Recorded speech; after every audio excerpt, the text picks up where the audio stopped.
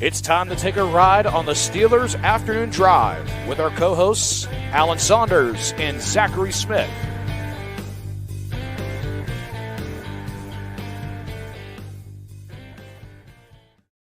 Welcome into another Steelers Afternoon Drive. I'm Zachary Smith. That is Alan Saunders, and he's back. After a couple-week hiatus, DB back on the pod. DB, how we feeling?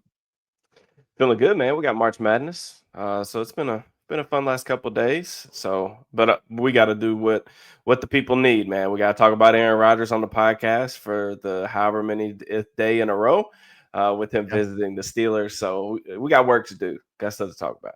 You're speaking of March Madness, your boys not much of a sweat for you at all here in the first round for the Duke Blue Devils. You mentioned to me that you got cats playing that you didn't know were on the squad right now. So I think we're bringing people out the stands.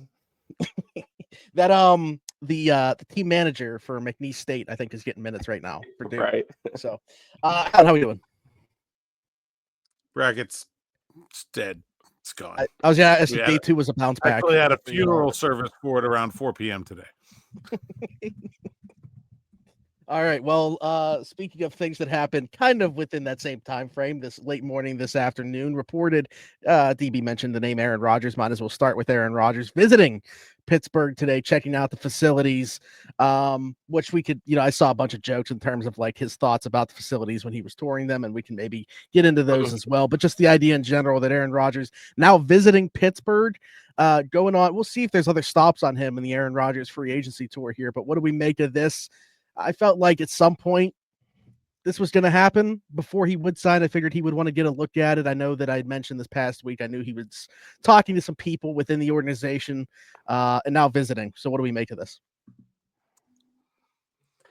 Kind of came out of nowhere, but it's not really unsurprising. He's an old school guy. Like, this is old school free agency, right? You go take visits. The old school train of thought used to be don't let them get out of the building, make them sign a contract, make your best offer before they leave. I don't really think Omar's that guy. We saw last year, Russell Wilson took his visit, left, signed 2 days later. I don't really feel like the Steelers think they're in a negotiation here. I think they're just waiting. Like, I don't get the feeling that there is something that they're being asked to do that they're not willing to do as of right now or anything like that. They made an offer over a week ago. I reported today they haven't been told yes, they haven't been told no, there hasn't been a counter offer. It's just been sort of wait and see. And so I do think Rodgers wants more money than what the Steelers are offering. I just don't think that's very realistic at this stage. The Giants have been reportedly offering more. I don't know, but I don't really think you'll learn anything from today other than he comes out of the darkness into the light and saw his shadow. And I don't know what these are. What, like, I have no idea what's going on. And then into even more darkness when he asked to see the training room. DB, what are your thoughts? My thoughts are that I just think that this is going to be drug on as long as possible to keep Rodgers' name in the news cycle. So I don't know. Maybe we get a solution here in the next couple of days. We'll see. But I kind of get the sense from Alan that I don't necessarily think that there's a lot of negotiation going on with money. I do wonder if there is going to be a factor here with the years. Like, I think that Rodgers could potentially want that second year on his contract, and that would be something that I feel like maybe the Giants would be a little bit more willing to go to than potentially the Steelers. I mean, you look at the guys they brought in last year, Russell Wilson, Justin Fields, both those guys were on basically 1-year deals. Neither of them got extensions. Seems like the Steelers, because the other thing with that is I would kind of be surprised at this point if the Steelers felt compelled to give a second year on his contract, just because it's like we're this late into free agency. They're one of 3 teams basically in the NFL without a starting quarterback. The other teams are picking in the top 3 of the draft. So it's like, obviously they don't love any of their options. It's just kind of like, they don't have anything. They don't have anywhere else to turn necessarily. So I would think that they would be pretty against giving a second year. And like, that's kind of where I'm at too, is like, I don't know that the Rodgers signing does change my opinion on what the Steelers will be next year. Probably adds more volatility. But in terms of like what I would like to see them do, it would be probably like, hey, like let's make sure this is a 1-year deal because they've got the cap room this year to do it. Even if he wants like a $30-35 million deal, like they can get that done easily with very minimal restructures or anything like that. What I don't want to see is like a second year where you do have to eat like a little bit of dead money next year because it's like it's just pointless for this experiment, in my opinion. So. Yeah, I think if the Steelers were at 30 or 35, this would have been done. That's my feeling, but they're not, and I don't think they're gonna. Like, I think the Steelers feel like they have all the leverage here, and I don't think that's changing. Like, I don't expect Omar to bid against himself. If Rodgers wanted the Giants job, he would have taken it. He doesn't, pretty clearly. I never thought the Vikings thing was real. It never made sense for either side, really. So we'll see where he goes from here if he has more visits. But I don't really think today changes anything from my perspective. Yeah, I mean, we'll see what happens. Everything changed for me when I sent the link to the show to DB because I saw the date on it.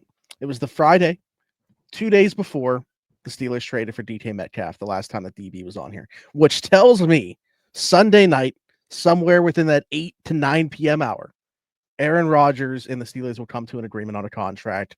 Allen will be walking in to record. It won't be 8 to 9 p.m. It'll be 7:55 because this Sunday, like last Sunday, that Sunday, I'm on the final word and we tape at 8, and I'll be walking into the building as the news breaks.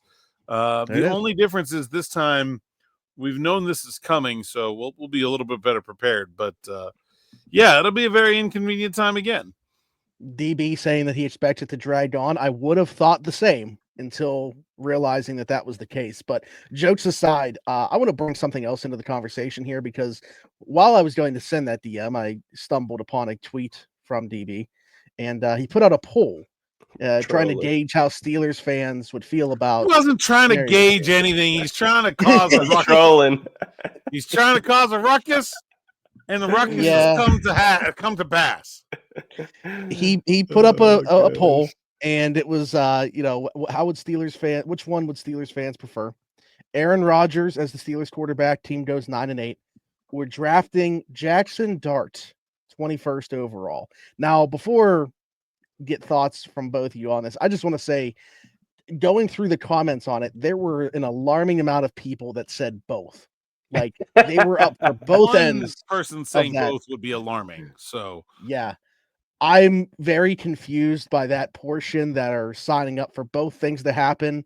To be honest with you, don't even necessarily want one, but to me, before I get your thoughts, mine would be Aaron Rodgers impacts them going forward the least, assuming that this is just a 1-year deal. If you draft Jaxson Dart at 21, you're not taking the shot again, in my opinion, in 26, and I don't want that to happen. So if you draft Aaron Rodgers, it's a 1-year deal. You're not impacting the future of that position. You're not impacting your salary cap beyond 2025, hopefully. So that's kind of where I'm at with it, and it's pretty easy for me. I think if you broke down the combinations of records and starting quarterbacks, 9-8 with Aaron Rodgers might be the single most likely outcome for this team. Like, that feels like what's going to happen. To me, I think Rodgers will likely end up in Pittsburgh, more likely than any other outcome. And I think 9-8 feels about right with Aaron Rodgers with this team. I don't like Jaxson Dart at all. At 21, that would be a disaster. He might not even be there now is what the word is. Good. Let somebody else do that. I mean, that's just, I don't get it at all. I don't think 9-8 with Rodgers is bad. They got the comp picks coming. They'll have draft capital to trade up next year to get a quarterback. I think 9-8 means some good things happen to this team this year. That should provide some things to spring. Like, you can't have an awful year and be 9-8. And while the awful year does provide draft capital, it also provides like big picture question marks about like, oh, Why were they awful? Did young players that they wanted to take a step forward, like Joey Porter Jr. and Keanu Benton, and not pan out? Did the wide receiver personalities implode and the whole room, like, I don't know, fought each other all season, were completely unproductive? Did the aging defense just finally fall off a cliff? And now it looks like the Steelers aren't going to want any of Cam Hayward, Minkah Fitzpatrick, and TJ Watt going forward. You're on the precipice of a gigantic rebuild. Like, okay, if they're 9-8, probably at most one of those three things happen, and probably none. Like 9-8 is a good outcome for this team. Yeah, especially, hey, before DB goes, if they go 9-8, but you see like massive growth, if you feel good about your left and right tackle going forward, yeah, hey, I'm taking 9-8, especially. I'll settle for one of the tackles. But yeah, I mean, yeah, I know. I mean, I was just trolling with the poll. I think where I'm at with the Steelers is until I feel like they're a serious franchise again, I'm not going to really put too much stock into it. So I'm all for like whatever's going to bring the most chaos. And I think Rodgers, if he's proven anything, even like in his later stages of his career, he could provide the chaos. So I'm excited about that. Especially, I saw somebody tweet today about like him and Pickens and DK all in the same locker room. It's going to be hilarious, mainly just because like, I'm sure. I mean, everybody's seen Rodgers play. He's been in the league forever now. But Rodgers is just this like really meticulous, detail-oriented guy who has some of the worst body language that you'll ever see for a quarterback. Like every single incompletion, he's got his hands up. Like he'll chew guys out on the field. Red line. Yeah. And then they're about to pair him with DK and Pickens, who aren't necessarily known for being really tight on the details. So I'm just really fascinated by how that's going to work out if everything comes to fruition. I can just see and envision a situation on the sideline. Like last year we saw like Broderick Jones be that guy to like try to calm George Pickens down a lot last year. I can just kind of see Broderick like on the sideline, like trying to figure out who he should be trying to calm down first, right? Like that could definitely be a thing. The first dig route that well, I don't know, Rodgers doesn't really like throwing digs, but we'll just say like the first end breaker that DK drifts on, it'll be the last one, I think, because he's a lot more demonstrative than Geno is with that stuff. So yeah, I mean, it'll be entertaining nonetheless. I'm team chaos, whatever's going to bring some chaos, even if it's another 9-8 season. Like I think it'll at least be entertaining. What are your thoughts on Dart at 21, just as the other option there? I'm all the way out on that. I mean, I know there are some people that are fans of him, but I can't get on board. I've actually of the quarterback prospects this year, he's the one that I've watched the most, just because I felt like I watched him, I would say 2 or 3 games before the Senior Bowl. And then randomly, like after the Senior Bowl, which he struggled at, started getting like a bunch of buzz. And then it's been like skyrocketing since. So I feel like I've went back multiple times. I've done like a film room on him on my channel. So I don't know. I definitely don't see him like the consensus does. I do think that there are admirable traits to his game. I think he's pretty accurate. I think that he's a solid athlete for sure. A lot of moxie. He's tough as nails in the pocket, standing there, take a hit. I like how he pushes the ball down the field. I think he's definitely a risk taker. I'm not really too awful concerned about the decision making, just because like so many quarterback prospects over the past decade plus have came out with similar question marks, and I feel like that stuff usually gets hashed out in the league. My thing is I just don't see like I guess as much upside as maybe like other people do. I think the arm's pretty average, just in terms of like velocity. I do think that he has the ability to like throw forever. Like he's got a lot of open deep routes, and you're just like waiting on it. Like, man. Yeah, and I think there are some good stuff like out of structure, but I mean he's not going to be like such a good runner that he's going to be a true dual threat in the league. Like you could probably use him I think you can use him in the red zone, and he'll get some good scrambles for you. But I'm just not overly, I guess, enthused about the arm velocity. And then he's a total project in terms of pocket management got better this past season. But the scheme translation is going to be very difficult. There's not a lot of translatable reps. Like that system is very different from the one that he's going to be running in the pros. It's a lot of like schemed up one-on-one shots to the boundary. And, there are traits to like, though. Like I said, all those things. And then like I would say the touch and the intermediate part of the field, like the 10 to 20 yard area. Like he knows how to get the ball up and down, like nice throws over the linebackers and stuff like that. But I think he's going to have a pretty difficult translation to the league. Definitely needs to at least sit 1 year for sure, in my opinion. He's young, so like that's not a deal breaker. For sure. If the Steelers don't get Rodgers, does that for you change whether or not or maybe how much they should be looking at quarterback in the draft? I mean, do I think it should or do I think it will? Do you think it should? Like, do you see a big enough difference between Rodgers and Rudolph to make that change? Want to change your draft plans? I mean, even at this stage, Rodgers is still better than Mason. Oh, it's definitely better. Yeah, for sure. I mean, you don't get the drama that's going to come with it. But I think the big thing for me is I'm just looking at it from like a locker room perspective. I just think it's really difficult. You know, they've got a really old defense. You know, TJ's he's still tail into his prime. Cam Hayward, like 12 of his career. They just signed Darius Slay, who I'm sure is not going to be super thrilled about running it with Mason Rudolph. I just think it's tough to like sell that kind of vision to an older defense. I mean, I don't know what you guys think about that, but if it is, say Rodgers doesn't like to go to New York, whatever, or he just takes his time and doesn't want to sign anywhere till after the draft. I don't know.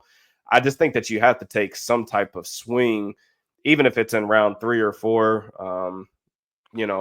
Even if it's like a guy like Will Howard, who I personally think is going to be like he's probably going to top out as like a really solid backup in the league. I think you could sell yourself that like we're at least going to give this a shot, and then midway through the season, after Mason does basically what he's been through his whole career is like short spurts, he can probably keep the thing afloat, but like he's not somebody you want starting long term. You can at least kind of turn to a rookie and say like, okay, like we're trying different stuff, right? Like there's at least a little bit of enthusiasm. Sometimes you get a little bit of a boost when you put a rookie in there or switch quarterbacks or whatever. But so I don't know. I mean, I don't know that it matters either way. I think if that's the case, I would definitely prefer to just skip it altogether. Unless like Jalen Milroe's the only like person I feel like that's a realistic option for them that seems like maybe available around the range that I personally have him graded at. So that would be the only thing that would change my mind. But they don't have a pick there, right? 3rd round, do you think he gets to the 83? I don't think he should. But, I mean, it is kind of weird. The NFL, we've seen like a death of the 2nd-round quarterback. Like, there's just not – quarterbacks just don't get taken in the 2nd round anymore. Like, Levis was taken at the very beginning. But, like, you're either kind of if you're a 2nd-round quarterback, you go in the 1st round now. And then if they don't like you that much, that's exactly true. Yeah. It's like all the 2nd-round grade quarterbacks go in the 1st round, and then they're like, all right, never mind, wait till the 3rd for the rest of these. Is it just because the teams feel like might as well get the 5th-year option if we feel like they're a 2nd-round player? I think it's because they're desperate and dumb. Yeah, I mean that is I do think that probably does factor in a little bit, Smitty. I think that the thing about the 3rd-round quarterbacks too is like those guys typically don't get a legit shot to start. Like, that's just how it usually goes. I mean, you're really lucky. I mean, just because of how quick the leash is these days. I mean, teams are moving off quarterbacks now in 2 years, even if you're a 1st-round pick. It used to be like you got to see this thing through 3 or 4 years with how fast coaches move on now and like what the type of triggers that those guys get. There's just not a lot of patience, and the NFL just is not a developmental league in general. So it's kind of tough, like when you're taking guys in the 3rd round and projecting them out to be like future starters. But I will say this: I don't think it's the worst thing in the world. Like if they really did have a good amount of conviction on Milroe and like pairing him with Rodgers. The one thing about Rodgers that I will say is like the Jordan Love thing. Like he spoke pretty glowingly about like him taking him under his wing, just some of the good stuff he did with him. So I think he'd probably be open to like mentoring another quarterback. It's just for me, I wouldn't want to do that in the 1st round, regardless of really who it was. They're not going to get Cam Ward, but it is tough too because like they don't have that 2nd-round pick because of DK, and they've got other needs that they need. In my opinion, you look at the roster. I wrote about this a little bit on the site today, but they need starters at several different positions. Like, I still think they need a starting slot corner. They need a starting 3-tech. They need an early down running back to pair with Jaylen Warren. So, like, those are like 3 different guys that are going to be playing significant snaps. And so it's kind of like, are you going to spend one of your, they only have 2 picks in the top 120? You're going to spend one of those on a guy that so 3, yeah, 3, basically 3. Yeah. You're going to spend one of those on a guy you don't really want to play first year. It's kind of, I don't know. It's kind of tough, but I think it just depends on the board. One of the guys you just mentioned earlier, they spent their second round pick to get was DK Metcalf. Alan, maybe you could clear up some of this for the people that might not be as in tune with the way that contract structure works, because details came out about DK Metcalf's contract. I saw a lot of people saying like, this is like different than the way that the Steelers normally do business, or like they were surprised by the way that it was structured, stuff like that, kind of saying they broke tendency. What were maybe go into the details of his contract a little bit, and if there was anything that was different about it? Yeah, so it was $150 million contract, $60 million guaranteed. You can do the math. That's $30 million a year, $30 million signing bonus, $30 million guaranteed next year. It's actually 30 and 5 this year and 25 next year, but 60 over the first 2 years guaranteed. The last 3 years not guaranteed. 30 years guaranteed for injury only. And there's some roster bonuses in there, so it's a little bit split up between like spring salary and fall salary, but like very standard business. In terms of like what the Steelers have done with their other high-priced contracts, basically exactly the same structure as Minkah Fitzpatrick, actually slightly less guaranteed than TJ Watt. I don't understand why people are making a big deal about this. It was pretty typical, expected stuff. Really the only question mark about how it was going to go down was how far they wanted to try to knock down that first-year cap hit. They ended up setting it at $11 million. If they wanted to, they could have dropped it more and moved more of that money to the back. But then that probably would have introduced like guarantees in the third year to get the same amount. That's what they did with Watt. So like, it's all up for negotiation, but there's nothing about this contract that was exceptional or unusual. I don't understand why people were freaking out about it, saying like, oh, it's the first time they've given out this kind of contract to a player who didn't set the market. Like, they only gave 2 contracts out. Like you're trying to make a trend out of something that doesn't exist. All of their highest priced contracts have been just like this or very similar. Well, Alan, if you remember, they were never going to pay anybody on the offensive side of the ball again. That's why this is surprising. Like somebody said, like they haven't done this since Ben. I was like, did you think since 2019 the team got together and was like, you know what we're gonna do? Actually, we're never gonna spend money on offense again. Like what? Like come on, like what? I mean, it was a very predictable contract. It is a very good deal for the Steelers. Like if they want to get out of it after the 26th season, cost them basically nothing. You're looking at, depending on how they structured it, could get out of there with no cash due after 26, and it did cap hit in the range of $9 million in 26 and 9 million or 9 million 27, 9 million 28 would be possible. Like not that and then like I always say like the other thing is like people always say like, oh, how could they get out of it? It's like they just signed the guy. Why would you be worried about how would they be looking to get out of it? They really want him to be here in 27 and 28. Like I don't know. Some of the way people talk about contracts are funny to me, but like, yeah, it's a good deal. It's I don't know. It was very typical structure as I expected. DB, any thoughts on the contract? Yeah, I mean, I agree with what Alan's saying. Obviously, I mean, I do kind of echo that. I mean, the Steelers just paid him like one of the top 5. They just paid him like a top 10 receiver. Like they think he's a tier 1, tier 2 guy. The offense, as it is currently constructed, as it's going to be constructed in the next couple of years, like it's going to run through him. Like that's the whole reason you go out and you send a second round pick. To get a player like this and then give him a huge contract extension. So, yeah, they definitely wanted to be here. I mean, I was really curious about just like what the back end of the contract would look like, just because typically what happens is like if we don't hear about guarantees from the jump, or if we don't hear about the structure from the jump, usually the contract isn't as friendly for the player. And I do think that the Steelers, this deal looks better for them now than it maybe did when the news broke. It was like 5 years, $150 million. I mean, I think I would personally be surprised if DK saw that last year at 32 with a $41.5 million cap hit. just because like his game and like what it's predicated on speed. Obviously, he's an incredibly fast human being who that's going to be that decline is going to not be nearly as noticeable for him as it will be for some other people. But really, all in all, it's really a practically like a 3 or 4 year deal that they're going to be able to get out of. Basically, those last 2 years are going to be like their team. The option. last year of every 5-year contract is basically pretend. Yeah, it's kind of like the Devontae Adams thing when he signed with Vegas. Yeah. Like he had this monstrous cap hit in the final year, and you just knew as soon as he signed the contract that he's never going to see that. So, all in all, I don't think it's too crazy. I do think it's definitely a hefty price to pay for this type of player, but I think, for me personally, it seems like the Steelers think there's more to be unlocked with him, just based on the contract that they gave him, based on what they gave up to get him. I think some of it was just kind of out of desperation too. Like they felt like they really needed a wide receiver one else out there. Like they got the only good receiver on the market. So you got to pay for it. Yeah, absolutely. And then the other thing that I wanted to bring up with Steelers top brass occupying their time courting Aaron Rodgers, meeting with him today at the facility.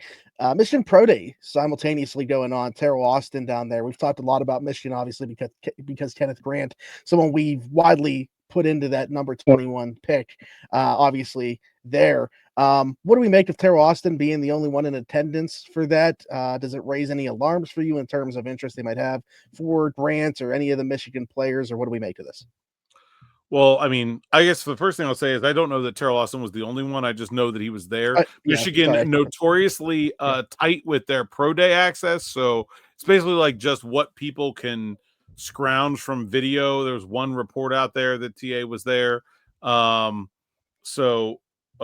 Like other coaches could have been there. Obviously, I know the offensive, like Tom Arth and Arthur Smith were in Pittsburgh meeting with Aaron Rodgers as well as Tomlin and Kahn. I don't think it's a big deal those guys weren't there. I'd expect that Kenneth Grant is going to come for a visit. They met with him formally at the Combine. Omar has already in 1 year kind of pretty dramatically changed the way the Steelers do some of their pre-draft business. Like they've stopped double dipping for the most part on formal interviews at the Combine with guys that they already met at the Senior Bowl. They have not held to the tradition of the GM and the head coach being at the pro day of their first round picks. They were not there for Fautanu out in Washington. They sent a position coach instead. Last year, Pat Meyer was out there. So I don't really think it's a big deal. I don't think it's anything to be like concerned or worried or change any thoughts about the way the Steelers feel about those prospects. And we've seen these happen before where there's probably pro days that Mike and Omar would have liked to go, but they missed one last year because Russ was signing. They missed one last year actually Omar 2 years ago was late to the owners' meetings because he wanted to get to one more pro day. But they're only human. They got to be in different places, different times, and they're trying to do all they can. But I wouldn't really make too much of it.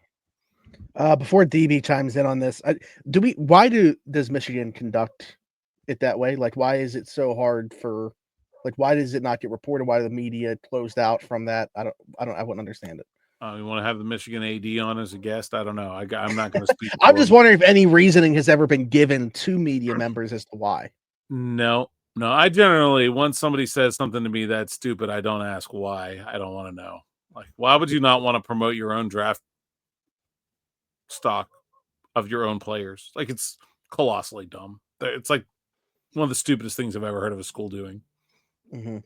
Yeah. All right. Well, DB, we've talked about Kenneth Grant quite a bit. Obviously, you mentioned boxes that you felt like the Steelers still needed to check in terms of getting starting caliber players on the roster. So what do we make of Michigan's pro day and Teryl Austin being there?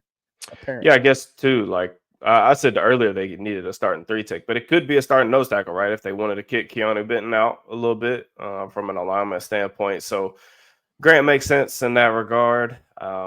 Yeah, I mean, I feel like with Pat Meyer being the only guy that was in attendance, I guess, for Fautanu's pro day last year, or the only like notable guy, non-scout. I feel like we at least, have to be open to the idea that it just doesn't matter as much as it used to matter in terms of drawing those connections.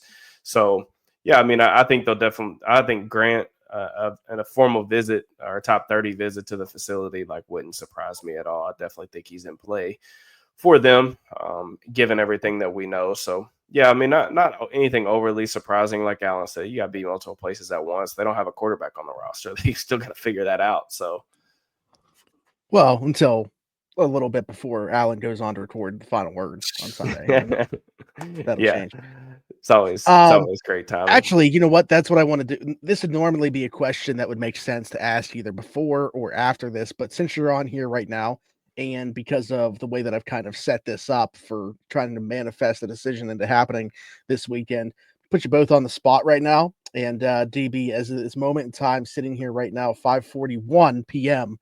on March 21st, who's going to be the Pittsburgh Steelers starting quarterback? I think it's going to be Aaron Rodgers. Okay, Alan? Aaron Rodgers, as long as he stays healthy, which may not be very long. He's 42. They don't pass block very well. So, oh, brother, are we going to have Aaron Rodgers pushing a sled? we going to have Aaron Rodgers run out of the tunnel with the flag again? Like, are we going to recreate that meme? I don't know. Aaron Rodgers is not pushing that sled. Let me tell you this right now. Aaron Rodgers is not pushing that sled. I don't know why Russell Wilson may not even set foot in Latrobe. He may conduct his own private training camp somewhere else. I don't know. He's going to do it in the darkness. Imagine they just set up like an entire thing at St. Vincent College for him to Rodgers. Just be in this space that's super dark. Yeah. There's definitely some coal mines out there they could use. Are you in agreement, Smitty? There's got to be. Oh, yeah. I've been on Aaron Rodgers for 2+ weeks now, very adamant that was going to eventually happen. Yeah. Is everyone also in agreement that that's largely the best case scenario at this point? Is there something that somebody wants more than that? Define best. Yeah, because I don't think it impacts in terms of the team's outcomes in 2025. What's the goal in 2025? Win a playoff game. Oh, I don't think they're going to win a playoff game with Rodgers, but I definitely don't think they're going to win one with Mason either. So if that's the alternative, who would be on the roster? Closest they can get, right? Yeah, I mean, my thought process is he's probably, he's probably the best option remaining in terms of if you're just trying to gather as many wins as possible. But my whole thought process with this whole thing, and that's why I was joking around earlier that I was saying I was just team chaos. It's just because I just don't think it is going to matter. I think that they're, and honestly, they're one of the things that I think is kind of funny. I quote tweeted your tweet earlier, Alan, but it's kind of funny that we're spending so much oxygen this offseason talking about him and Russ when neither one of them have been good in the last 3 years. But there is an element of downside here. Everybody has to, Rodgers has obviously fallen off, but it hasn't, it's at least been playable. He's been a baseline starter with the Jets even last year. So, but there is the element, like you said, of him getting hurt. You can watch the Jets tape last year. I've already done it. I've watched 3 or 4 games. He doesn't really look like he's too thrilled about standing in the pocket and taking hits. When you're 42 years old, I think that's completely understandable. I went for a 6.5 mile run earlier today. I don't feel as good as I did a couple years ago when I tried to do that stuff. So that, to me, it's one of those things where, there is an element of volatility there where he could fall off a cliff. He could get hurt. And I don't think that that's even the worst thing. That's what I was asking you to clarify about, what's the best case scenario for the Steelers. I don't think the Steelers win 5 or 6 games next year is a bad thing. I don't think they would win 5 or 6 even with just Rudolph playing, though. I think they. It is one of those things without those other bad things I talked about happening, which are obviously then big negatives going forward. Yeah, overall. Unless, I guess you could get some people TJ pulls a hamstring and misses 7 weeks, but he'll be fine. I guess you could do something like that. But outside of something like that, I think it's hard to see them winning 5 games without sort of catastrophic things happening. Yeah, I think 5 is probably. 5 would be catastrophic. So, but I don't think that them winning 6-7 games is the worst thing in the world. So that's kind of my thought process too, is why I just don't. I'm kind of indifferent towards being wrong or being right or any of the options that present themselves right now. It's just I don't think it really matters in terms of next year. It's just really all about how are they going to find the quarterback. Well, let's find out who's spinning it in 2025 and go from there. But until then, and probably going to be much longer than that, I keep trying to plant that seed for this weekend being the case as if there's some type of deadline, and there's not. So we'll see. But for whatever reason, if it were to happen, know where you heard it here first. DB, tell the people they can find you. At Steelers_DB on Twitter and YouTube. You can find all my work at SteelersNow.com. I'm actually in the process of finishing up an article on TCU wide receiver Savion Williams, Arthur Smith's new favorite player. How dare you not say wide receiver running back? The new Cordero Patterson. No, I mean I'm writing up a piece on him with some scouting notes and stuff like that, trying to finish my wide receiver rankings. But he's a guy that they've shown a good amount of interest in. Wide receivers coach was at the Big 12 Pro Day, so he was kind of the bigger name there. Him and Jack Best. So there you go. And Alan, tell the people they can find you.